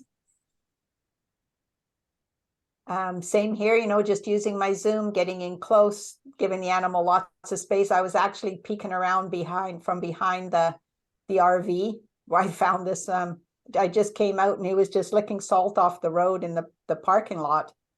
So I just kind of peeked around the corner of the RV and so blurred the background. It was a busy background. Okay, this is kind of a mix of a little bit of, you know, focusing is sort of so-so. But just, I mean, I would have preferred a little this in focus, that those little flower buds, a little more in focus would have been nice. So then this will be, you know, not as much blur as you can see. So higher aperture is probably closer to an f8, I think here. I'm not quite sure why I put that one in. I guess maybe, well, it's sort of framing a little bit. If I was to frame this properly, there wouldn't be much space on the left side of the trees, right? It would be just directing your view right through the middle. Mm-hmm. Okay, and then this one is a little bit a leading line, right? So you've got the cabin or the old building in the beginning, and then the idea of a leading line, it's kind of a weak example, but just that path, right? You come off the building and then just head down that trail to the end. That would be kind of a leading line. Here would have been nice if I'd had the flowers in focus more in the front, but just kind of an example of, you know, a little greater depth of field going behind it, but also then just isolating a little bit, I guess, isolating and focus, throwing some focus on the flowers in the front, right, for the strong point and then leading off into the meadows. Okay, and then this was, sorry, hang on here. This was sunset light. Oh, sorry, 1 second, Jolene. No problem. So I can pretend to talk about Angie's photos as if they're mine. I chased a storm all across Alberta. Oh, this is not going to go well. I've actually never been able to take any successful storm photos. Have either of you guys had any storm chasing experience? That's a type of photography I've never gotten into. Terrifying. No, I haven't chased any storms. I've ran from a tornado, sort of. Oh, Sort of. well, that's exciting. When you were, well, because I was fishing, right? So I was on my kayak and everything, and it was up in Lac La Biche a couple of years ago, and you could see the storm kind of forming. It's like, oh, you know, maybe it's time to leave. Yeah, I'm actually this summer I'm hoping to go. There's a local photographer, Shane Turgeon, who's hosting, well, he hosts Light Chasers conference in Pincher Creek. So we're going again to that one. Oh, nice. Yeah, and so he's actually quite a prolific storm chaser, and I'm hoping to tag along for a ride this summer when there's some good ones in the area, and that it will be a harrowing experience, I am certain, but Oh, hopefully educational. yeah. I would like to try at some point to get a picture of a prairie rattlesnake. Mm. What's a At some prairie point. rattlesnake? It's our only venomous snake in Alberta. You're joking. have- We don't have any of those. That's Yeah, why we I do. live here. No, stop saying that. Yeah, we do. It's well, okay. To be fair, they're down in our grassland area. So I'm a conservation biology student. So a lot of like I just love nature. So we have them from like red deer down, but they're endangered. So they're very hard to find sometimes. Well, that's Wow. so cool. But yeah, I definitely want to see one in a strike pose. Oh God. Oh. Like, would you have, like you said, from Red Deer South? So, but I associate, like, I think of Drumheller and then Yeah. stuff in Alberta more further south than that. Yeah. So you'd see them you'll see them from like Red Deer all the way down till about Lethbridge. Yeah. Hmm. And then Oh. that's kind of their ecological range.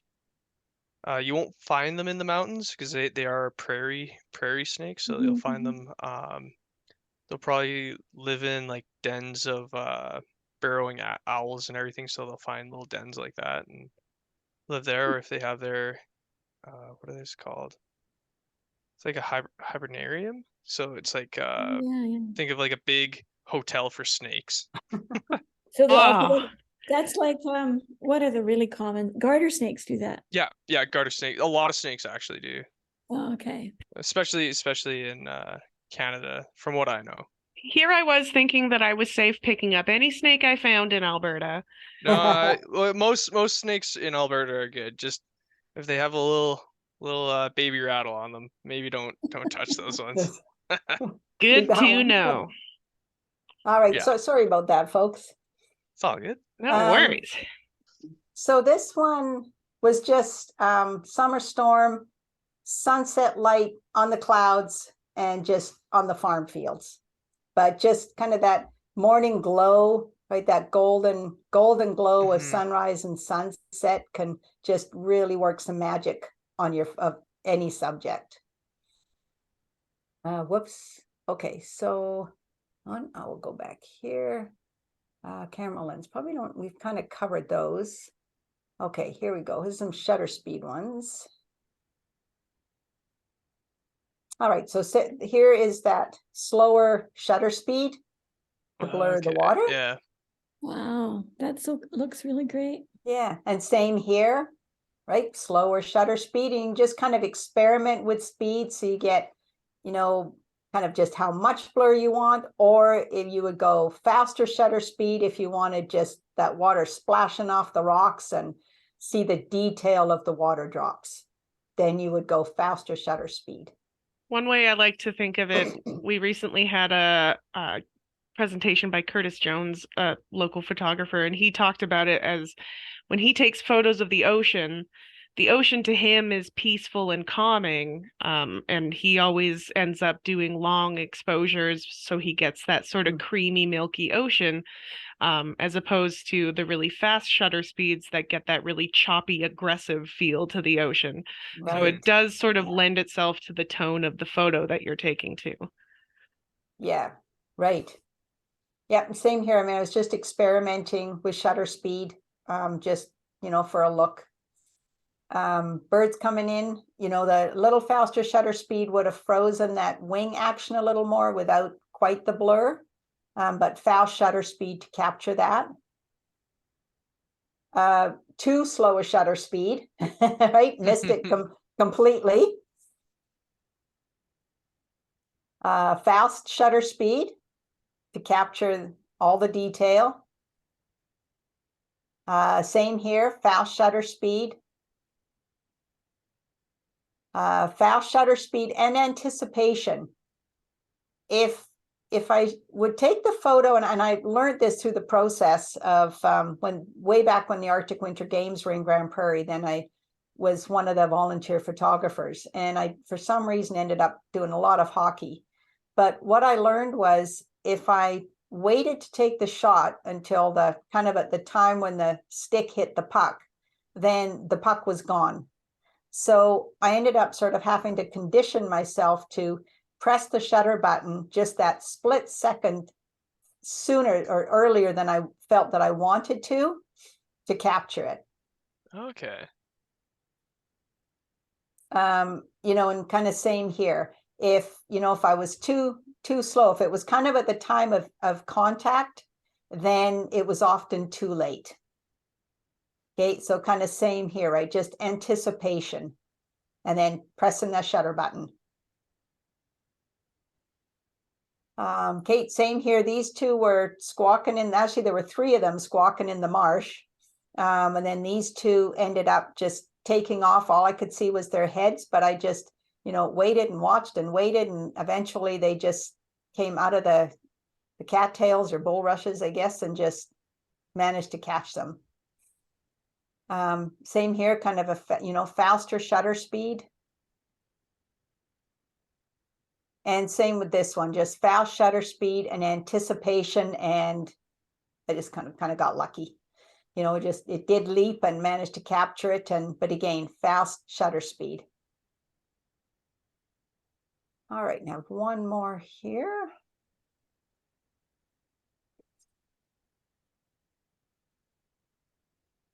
Oh yeah, so here's a classic case of, with my one camera that I had a few years ago, digital noise. Okay, you can see it's kind of really mottled and just kind of some weird color there. It's just my equipment just had such a hard time in these arenas. And it's, that dark soil just seems to suck up any kind of light at all. So I knew that I would get the digital noise. But, sometimes it's a case of, do you want the photo kind of for a memory? This is my son. So it's like, yeah, I know it's not going to be great, but, and I ended up deleting a lot of photos, but it's still just fun anyway. Mm-hmm. Whoops, I guess we saw that one. So composition, one question I ask is just, what is your subject? Right, so just, this is the subject. And then, that idea that you don't necessarily put everything right in the center of your image. You have it off to one side, kind of like the rule of thirds or guidelines. You kind of think of X's and O's, but you keep it out of the center. There'll be times maybe you do want it in the center for a strong image. But in this case, I wanted it off to the right a little bit so that there's room for it to kind of move through to the left as I look at it, and because that's the way it's looking. And then you can see there's a little bit of light coming from behind, just to give it a little bit of an oomph. And this one's kind of now the opposite.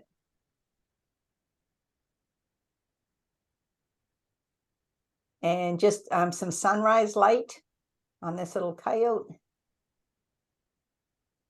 Just practicing some action shots, something different.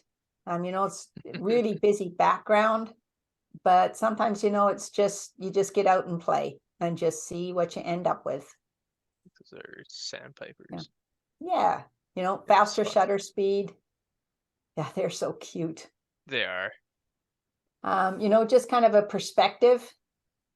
You know, not super strong composition wise, but just perspective of kind of the size of everything by having the person down below on sort of a trail. Sunrise light just starting to happen. You know, it takes a while sometimes, you know, just waiting to see what's going to develop. Composition wise, the horizon line is not right through the middle of the photo. It's deciding what do you want as the strong point, you know, and that's kind of give it 2/3 when it's in a horizontal like this, you know, the other option too, like flip, you know, horizontal to vertical. Now it's almost the opposite where, okay, we have more of 2/3 in the foreground, or sorry, 2/3, yeah, kind of foreground, third of the sky, because the sky was not the strong point for me in this image. So here's an example, a bit of framing, you know, with those trees looking in between the two trees.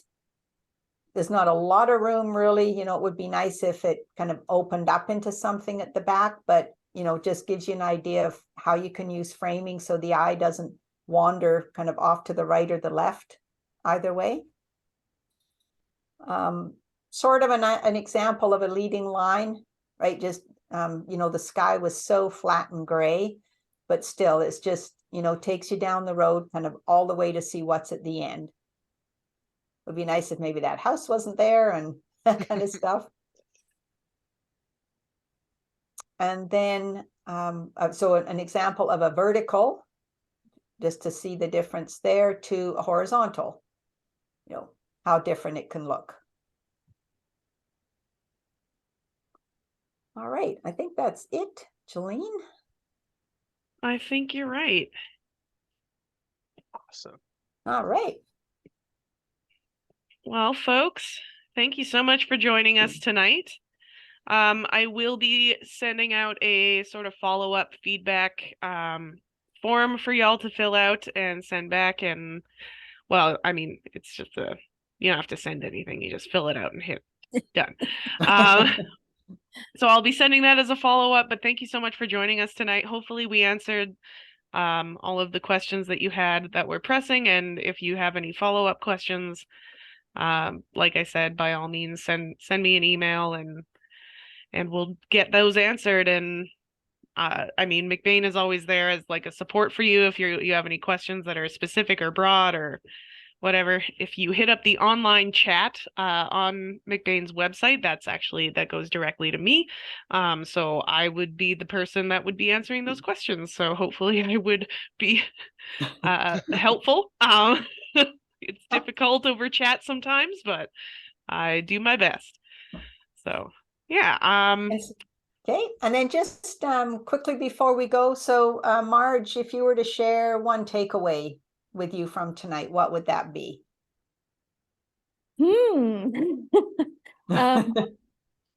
So I really appreciate just learning more about aperture and shutter speed and how I can control those. So Okay. because yeah, that and then what happens when I do that. So now I know I'm gonna go practice those things and see Awesome. what happens. So that's great. Okay, perfect. Awesome. And how about you, Liam? Yeah, I'm kind of in the same boat, figuring out because I was playing with the aperture, but playing with the shutter speed, I'll definitely be doing that with the birds outside. Cool. All Yeah, I right. know. I really like that. Sounds Thank you good. very much. You're welcome. And you know, it took me a while to figure out those two little woodpeckers, but because I get both sometimes that visit the backyard, the downy has the shorter, smaller beak and is a smaller bird, right? But I mean, it's Yeah. easier if you're gonna, kind of have both of them visiting, and then it's like, oh yeah, that's what that one is. Yeah, no, That sounds fun. I have it on my phone right here. Let's see if this works. Oh, hold on. I'll have to turn off my. Yeah, you got to turn off the blur. So I can show. Oh, cute. You pull it back just a tiny bit. Maybe not. It's having trouble focusing. Yeah, I'm not 100% sure. Yeah, it looks a lot better in person. I ran it through the Merlin Bird app and it said it was a Harry. So, Oh, okay. but I Cool. have a buddy who's into ornithology and everything, and he was just like, he's looking at it. He's like, I think it's a Harry, but he's like, Downy and Harrys are pretty hard to tell apart Yes. most of the time. Yeah.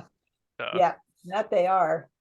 Cool. But you get to learn about cameras and birds. Oh yeah. Yeah. Well, I got this camera recently for a plant collection Oh, nice. for the summer. So I'm collecting over Cool.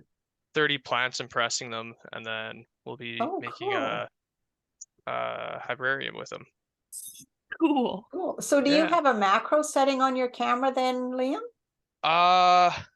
I'm not sure. I don't I'll have know. to figure that out. I know my dad has a macro lens because I got the Oh, okay.